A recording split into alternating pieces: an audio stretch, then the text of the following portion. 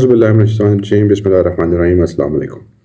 आप देख रहे हैं पाकिस्तान कॉमन इंटरेस्ट शेख और मेरा YouTube channel Sheikh Ahmed PTI और आगे पाकिस्तान कॉमन इंटरेस्ट।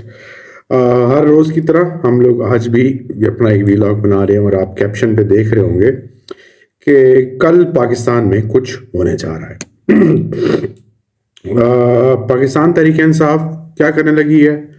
नंबर एक, हम उस टॉपिक के ऊपर बात करेंगे। नंबर दो, अवाम को उसके ऊपर कैसे रिएक्ट करना चाहिए।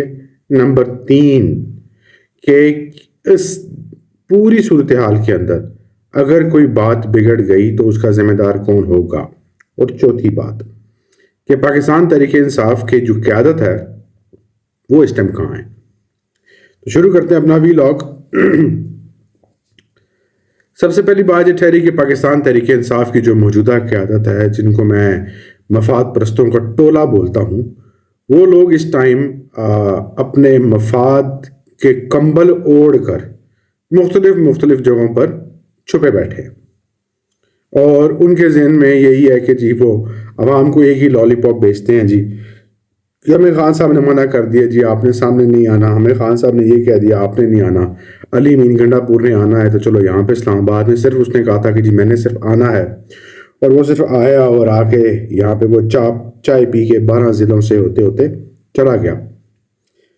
वैसे अभिनंदन से ना काफ़ी अली अमीन की कहानी मिलती जुलती लगती है, लेकिन अली अमीन चूँकि एक अच्छा आदमी हमारे मुल्क का, इसलिए उसको अभिनंदन कहना मुनासिब नहीं है। लेकिन हो सकता है कि कल वो अभिनंदन और ये तमाम मामलात का एक नया रूप लेके आप लोगों के सामने आ जाए।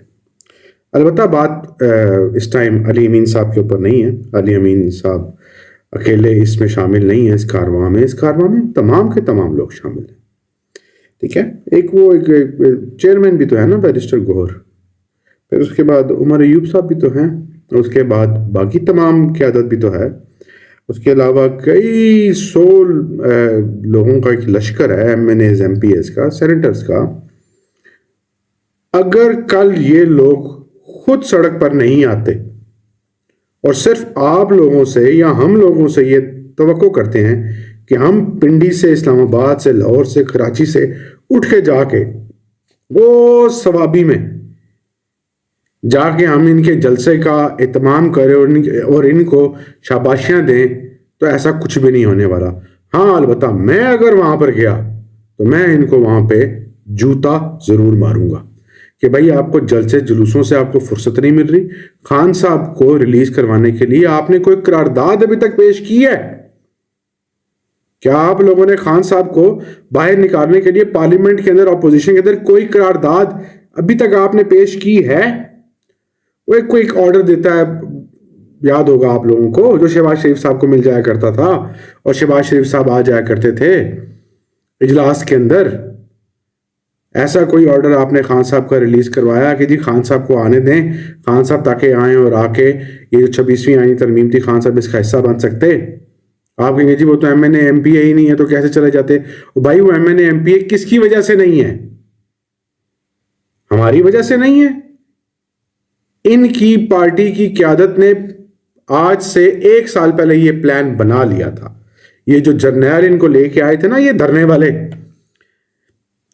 इन्होंने उस वक्त से ये प्लान बना लिया था कि आज नहीं तो कल हम लोग इमरान खान की इस पूरी पार्टी को टेकअप करेंगे। और इमरान खान आज कह रहे हैं कि नहीं, वो वक्त, वो टाइम, वो लोग ठीक नहीं थे। खान साहब को भी एहसास हो गया, मुझे भी एहसास हो गया, मैंने भी उन लोगों को बहुत करीब से देख लिया। तो मैं तो वाज़े लफ्जों में बोलूंगा कि जो धरने वाले लोग थे, आज वो पाकिस्तान तहरीक इंसाफ के लोगों को काबू करना चाह रहे हैं, जैसे कि कहा गया कि फैज़ हमीद करना चाह रहे हैं। फैज़ हमीद साहब तो उसका अशर अशीर भी नहीं है, आटे में नमक के बराबर भी नहीं है, जितना ये साबिक लोग जिस तरह से इनको काबू में करते थे और जिस तरह से इन लोगों ने अपने मफादात की एक दूध और शहद की नहरें बही हुई थी। जरा कभी जाइएगा गूगल पे सर्च कीजिएगा इन लोगों के स्कैंडल सोसाइटीज के और इन लोगों के ये तमाम मामला चेक कीजिएगा। उन लोगों के बारे में इमरान खान साहब को चाहिए कि आके तहकीकात करें। अलबत्ता दूसरी बात, ये तो होते ही ऐसे हैं, मफाद परस्तों का टोला है, कभी सिविलियन के रूप में होता है और कभी रिटायर्ड लोगों के रूप में होता है, और वो फिर इंसान को इस्तेमाल ऐसे करता है, ऐसा सर पे बिठाता है, फिर ऐसा सर से फेंकता है, जब हम नींबू में से रस निकाल लेते हैं तो नींबू किसी काम का नहीं होता, ऐसे ही उस बंदे को जाया कर देते हैं। खान साहब के साथ इस पूरे वक्त के अंदर एक जर्नैल, मैं उनको जर्नैल नहीं बोलता, उनको नेशनल हीरो बोलता हूँ, जनरल अमजद खड़े रहे बगैर किसी लालच के। लोधी साहब आए, लोधी साहब ने भी कोई ना कोई ओहदे के अंदर बात की, जहीर साहब आए, बहुत सारे लोग और आए, कहीं ना कहीं एक बेनिफिट शामिल था। अमजद साहब का कोई बेनिफिट शामिल नहीं था। उनको ऑफर की गई, ठीक है, मैं इस बात का विटनेस हूं, लेकिन उन्होंने इस बात से इनकार कर दिया। क्यों? क्योंकि वो किसी पॉलिटिकल सेटअप का ऐसा नहीं बनना चाहते थे। वो एक नॉर्मल बात थी, वो एक थर्ड पार्टी सिस्टम की बात नहीं, वो इस मुल्क में होने वाली करप्शन से बेजार थे। उनको लगता था कि खान साहब इस करप्शन के ऊपर काबू पा जाएंगे, लेकिन जब खान साहब उन्हीं पुरानों के जेर साया रहे तो खान साहब तब्दीली नहीं लेके आ सके। खैर, अब बात आ गई कल पे। कल ये तमाम के तमाम लोग अगर ये पहले वहां पे निकल जाएं, फिर अवाम को चाहिए कि इसके पीछे पीछे जाए। मैं बोलता हूं कि अवाम को इस बार किसी किस्म के इनके बहकावे में, जैसे अली मीन का बयान आया, या आर है या पार है या फलान है या डमकान है, ओ भाई केड़ा आर है या तो केड़ा पार है? मुल्क के अंदर इंतशार फैला के तुम लोगों ने रखा हुआ है। वो कोई बोलता है कि जी बस अब ये हमारी आखिरी जंग है। ओ भाई किससे जंग है तुम्हारी?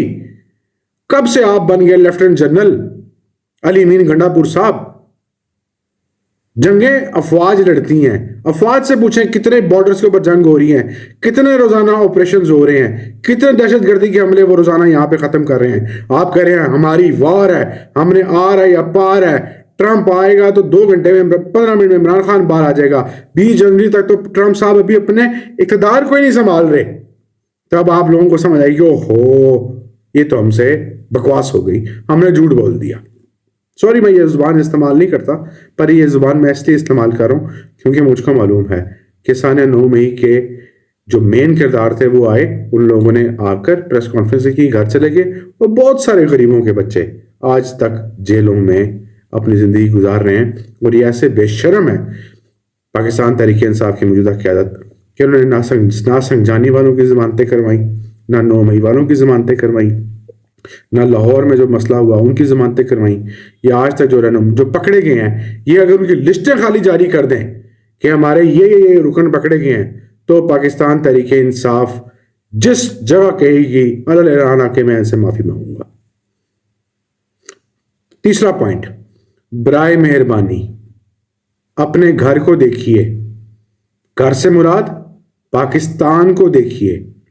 बराए मेहरबानी इदारों का तकद्दुस आपसे है, आपका तकद्दुस इदारों से है। ये बार बार बातें कि इमरान खान ऐसा, इमरान खान वैसा, हम ये नहीं करेंगे, हम वो नहीं करेंगे, हम फलानी, ये सब के सब कॉम्प्रोमाइज्ड हैं। खान साहब को मैंने आपको बोल दिया है कि इन सब की पूरी कोशिश ये है कि खान साहब को वाया मिलिट्री कोर्ट या तख्ते पे लेके जाएं या बनी गाला लेके जाएं, और एंड में हीरो बन के 2-4 बंदे, हमारा से किधर गया? गुम हो गया। ये सारे गुम हो गए, अचानक से गुम हो गए। जुल्फी बुखारी साहब अकेले 1 मैन आर्मी बाहर फाइट कर रहे हैं, लगे हुए हैं। ये जितने भी लोग हैं, जितने भी ये जो पाकिस्तान के अंदर इस टाइम मौजूद हैं, जो करोड़ों रुपए की मुराद ले रहे हैं, आप सोचें ये जेल में, मैं 4 दिन जेल गया था, मैं जेल से वापस आया, मेरा चेहरा उतरा हुआ था। ये जेल से आते हैं अट्टे कट्टे हो जाते हैं, ऐसा लगता है जैसे किसी स्पा में रह के आए हैं, फ्रेश हुए होते हैं। और इमरान खान साहब छोटी सी एक चक्की में रह रहे हैं। मैंने देखी है जेल की चक्कियां, छोटी सी चक्की है, उसके अंदर रह रहे हैं। लीडर अजियतें बर्दाश्त कर रहा है और ये जो बने बैठे हैं ये अपना आप कर रहे हैं। इस बात पे अलीमा आपा का जो बयान है वो बिल्कुल वाज़ेह है कि डोनाल्ड ट्रंप हमारा कोई बाप नहीं है। उन्होंने बड़े ढके छुपे लफ्ज़ों में उन बेशर्म बेहया पाकिस्तान तहरीक इंसाफ के लोगों को पैगाम दे दिया है कि वो तुम्हारा बाप नहीं है, उसको बाप बनाने की ज़रूरत नहीं है। ये पाकिस्तान का अंदरूनी मसला है, बराए मेहरबानी इसको इसी तरीके से हल किया जाए। तुम लोगों ने 9 मई करके जो तुमने इमरान खान के सर पे ताज सजा दिया ना, वो ये बंदा ये डिजर्व ही नहीं करता था। मैं पहले भी वीलॉग बनाता रहा हूँ, काफी अर्सा पहले, 1.5 साल पहले बंद कर दिए थे मैंने, क्योंकि मेरा उस टाइम पॉइंट लोगों को शायद समझ नहीं आना था। मैं ये कहता था खान साहब ये कौम आप पे काबिल नहीं है, पर जब 8 फरवरी को ये कौम निकली तो मैंने समझ गया कि मैंने कहा खान साहब ये कौम आप पे काबिल है, लेकिन ये जो लोग, जो लीडर, जो जिनको आपने तख्तदार पर बिठा दिया ना, ये आप पे काबिल नहीं है। मैं जानता हूं ऐसे बहुत सारे टिकट होल्डर्स को जो खान साहब ने जब तक उनको टिकट नहीं देते वो खान साहब को 2-2 गज की गालियां निकालते थे। कभी इमरान साहब जब बाहर आएंगे तो उनसे डिटेल में बात करेंगे। बहुत सारे लोग गवाह हैं, जिस दिन ये हुकूमत जा रही थी उस दिन भी मैंने कोशिशें की थी किसी किसी खान साहब से मुलाकात हो। 27-28 बंदे MNAs MPs लेके हम भी गए थे, सेनेटर जफर अली शाह साहब के घर गए थे, तारीख गवाह है।